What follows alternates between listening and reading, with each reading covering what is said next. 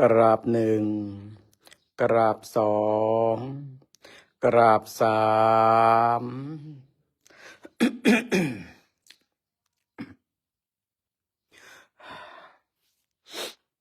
โย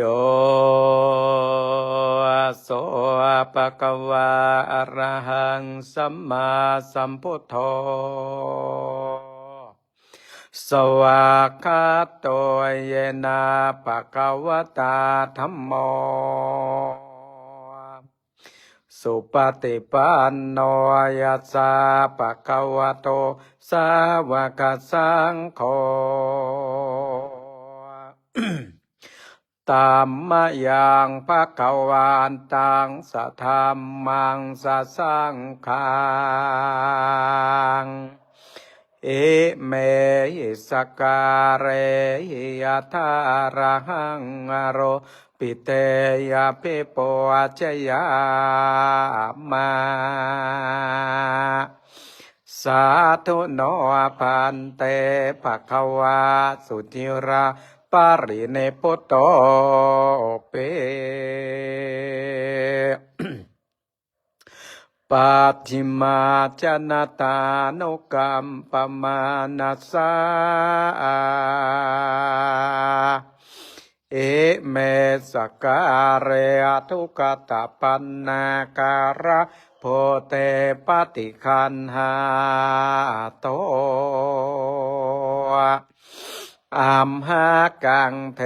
คารตังอิตายาสุขายาอะระหังสัมมาสัมพุทโธภะคะวาพุทธังภะคะวันตังอภิวาเทเมกราบ สวากขาโตภะคะวะตาธัมโมธัมมังนัมมัสสามิ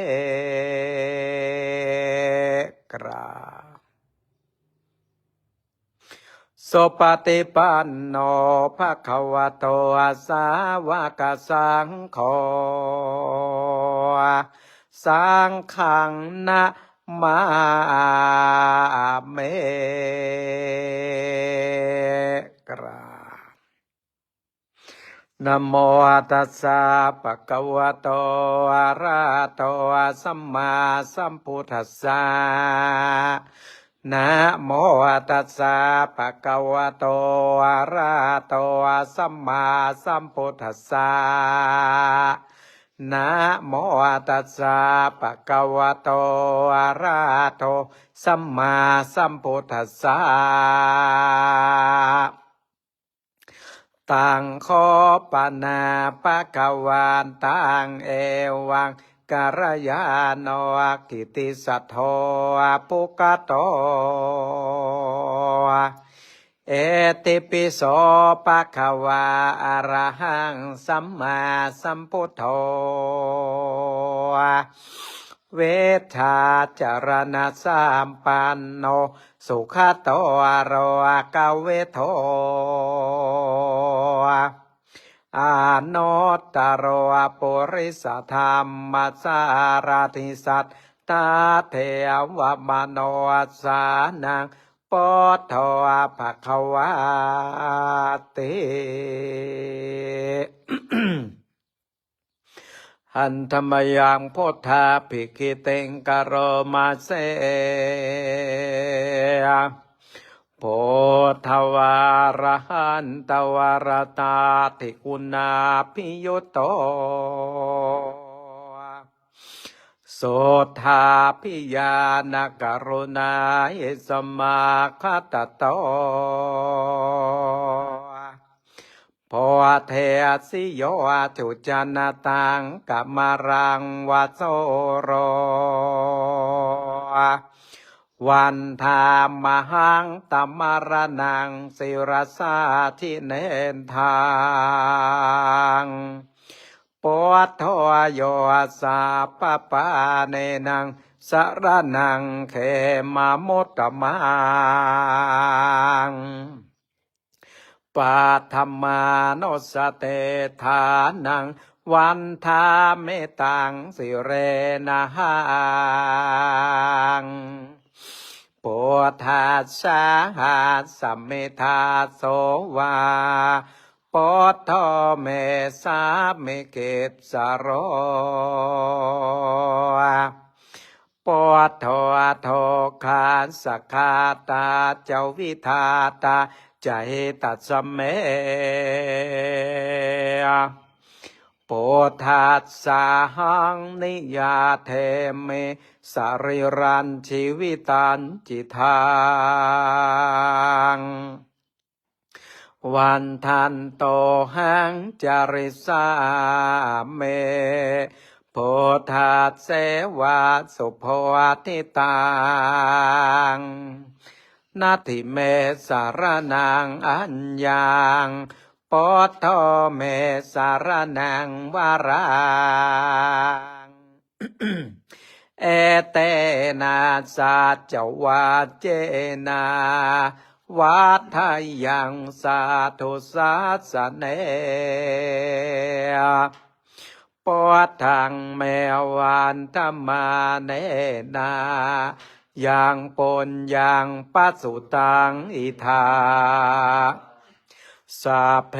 ปิอันตรายาเมมาแห่งสูงตัสสะเตชะสากรากายเยนวาจายาวาเจตสาวาปุถเทกุกัมมังปะกตังมายายังปุถโธปฏิคันหาตุอัจจยันตังการันตะเรสังวาริตงวาโพเท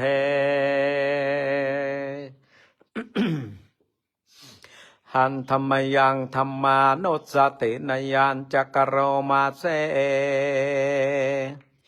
สวากขาโตภะคะวตาธัมโมสันเทติโกหการิโกเอหิปัสสิโกโอปานายิโกอาปาจตังเวทิตาโพเวนโยเหเตหันธรรมยังธรรมาภิกขิติงกโรมาเสสวากขาตาตาติกุณโยอาคาวเสนัสยโยโยมาคปะกัปปาริยาเตเวโมกะเพโทธัมโมกุโรกัปปตนาตถาทาริธาเรวันธามหังตัมมหารังวรธรรมเมตตังธัมโมโยสัพพปะเนนังสารนังเขมามุตตมังโทติยานุสเตฐานังวันธาเมตังสิเรนะหังธรรมัสสหัสสะเมธาโสวาธัมโมเมสาเมเกสโรธัมโมโทคาสคาตาจาวิทาตาจายตัสสะเมธัมมัสสะหังนิยาเตเมสริรันชีวิตันจิตังวันทันโตหังจาริสาเมธัมมัสเสวะสุธัมมตังนัตถิเมสารนังอัญญังธัมโมเมสารนังวารัง เอเตนะสัจวาเจนะวัฏฐายังสาธุสาสะเนธรรมังเม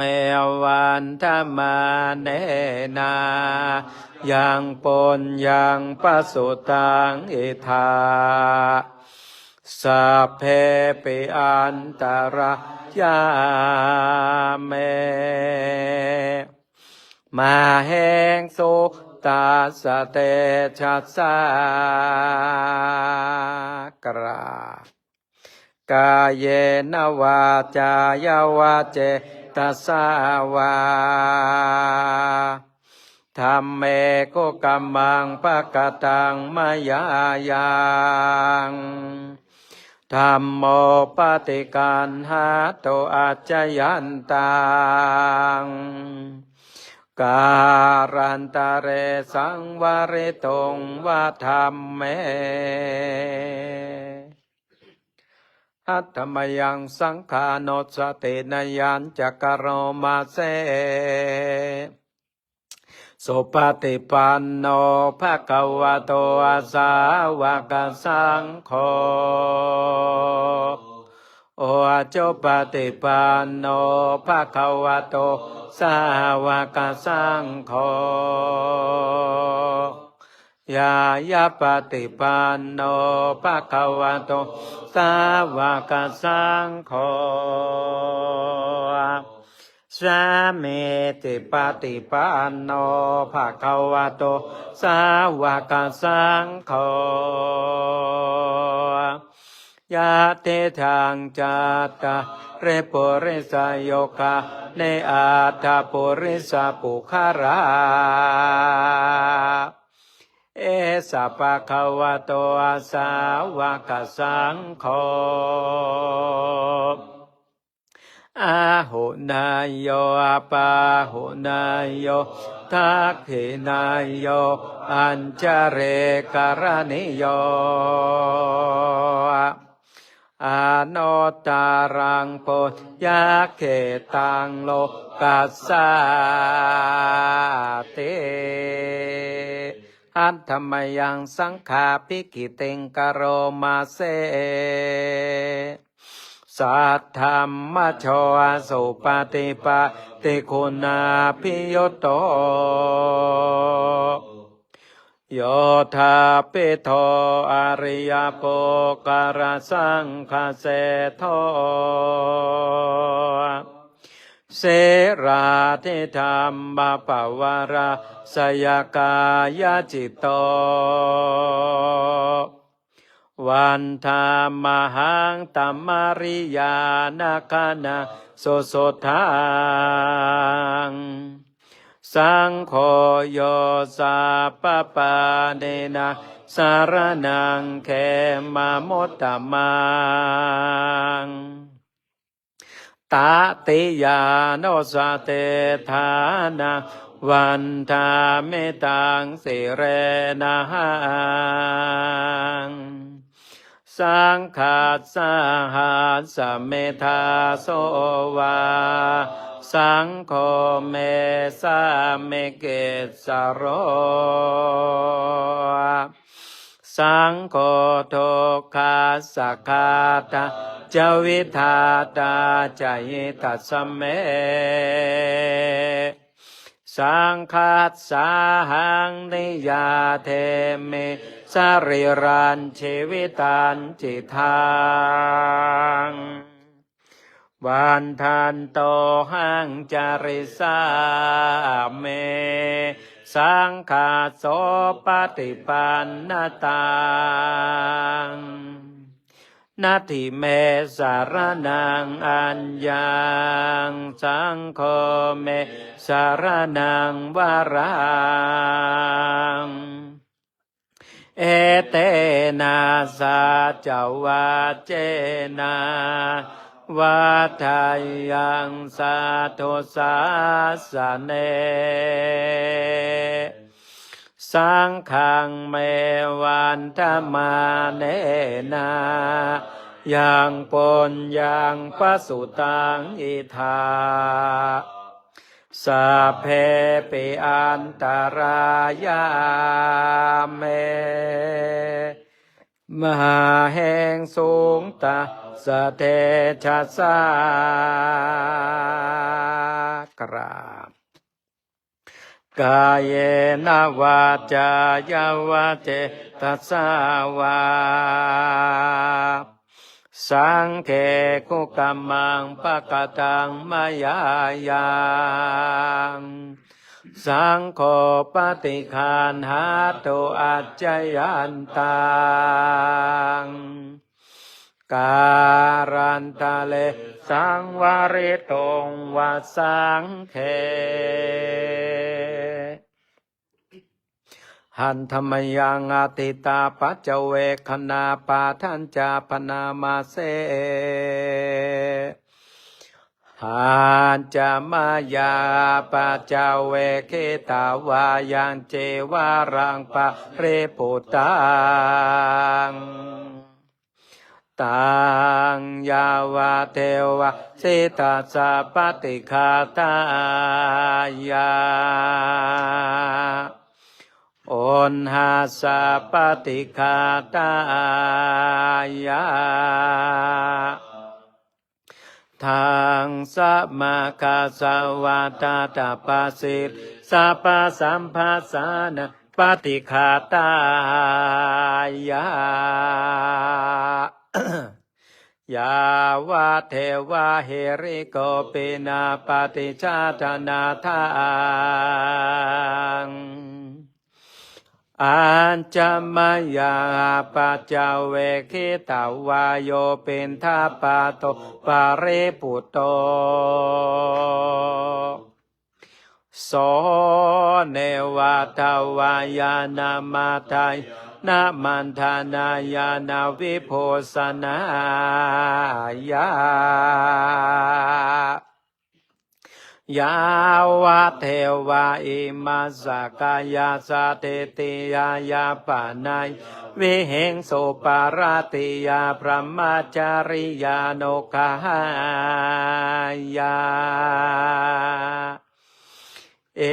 เตปุรานันจเวทานังปริหังคามินาวันจเวทานังนาปาเทสาเมยาตาลาจาเมปะเวสติอนาวาจาตาจาปะสุยหโรจาเตอัญจมายาปัจจเวคิตาวายาเสนาสนังปะเรปุตังตังยาวะเทวะสิตาสะปฏิฆาตายาโอนัสสะปฏิฆาตายาทังสัมมากัสสวะตาตาปัสสิสัพพสัมภัสสะนังปฏิฆาตายายาวะเทวะโอโตปาริสยาเวโนทานาปฏิสัลลานารมาทังอัญจมายาปัจจเวคิตาวาโยคิลานาปัจจัยเปสัจจปริคาโรปาริปุตโตโสยาวะเทวะอุปันนานังวายาปัสกานังเวทนานังปฏิฆาตายาอาปัญญาปัจจปรมาตายาเตต่อไปนั่งสมาธิกรรมอิมังวิปัสสนากรรมัฏฐานังอธิฐามิอิมังวิปัสสนากรรมัฏฐานังอธิฐามิอิมังวิปัสสนากรรมัฏฐานังอธิฐามิตั้งอกตั้งใจท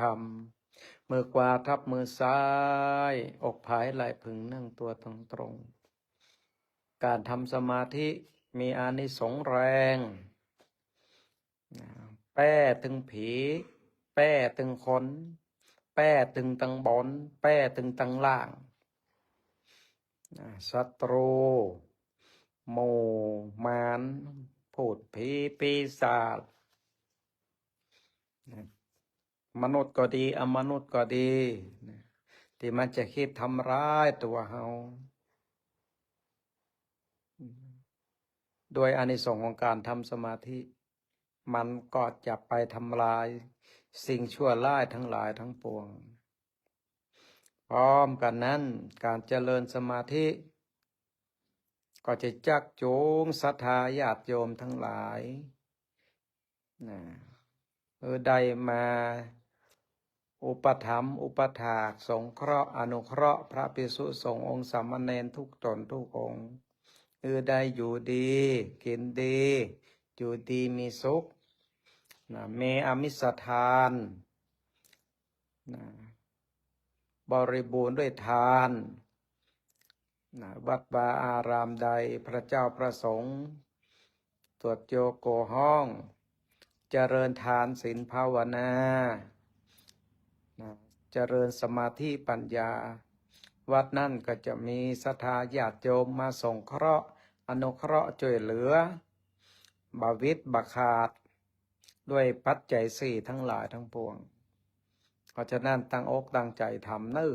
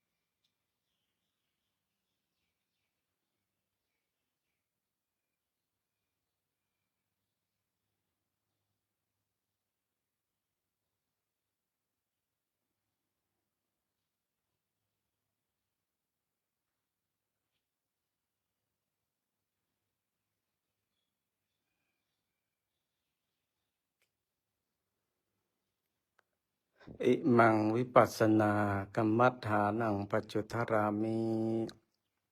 อิมังวิปัสสนากรรมัฏฐานังปัจจุทรามิอิมังวิปัสสนากรรมัฏฐานังปัจจุทรามิ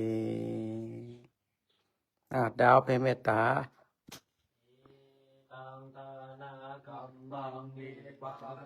ปัจจายโยนโตโนเนจังเอตังเสรากัมมังเนปัปปัจจายโยโหนโตโนเนจังเอตังภาวนากัมเนปานาปัจจายโยโหนโตโนเนจังกาตาปังกัมมันสะเพคาเตหิกาตังปุญญังโนอาโนโมทันโสนันโตปนโตเยเทวอาสมิงตาเนอาเตกาตาเทกาโยสัทธาโหนโตสัพพสัตตานังโสขิยัตตาปาริหารันโทมาตาเปโสขิตาโหนโตโตกาปะโมจันสัพเพยาติกาโสขิตาโหนโตโตกาปะโมจันสัพเพอายาติกาโสขิตาโหนโตโตปะโมจันโตสัพเพปิสาสัพเพยาสัพเพเปตาโสขิตาโหนโตโตปะโมจันโตสัพเพนาคาตาโสขิโหนโตโตกาปะโมจันโตสัพเพเทวาโสขิ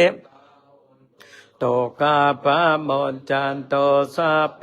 อาจาริโยปัจจัยสุขิตาโหนโตโตกาปะโมจันสัพพะสัมปะเตนังสัมมิจันโตวนั่งคุกเข่าแรงมันตาวันตามีพุทธังสัพพะเมโทสังฆามาทาเมพันวันตาเมธัมมังสัพพะเมโท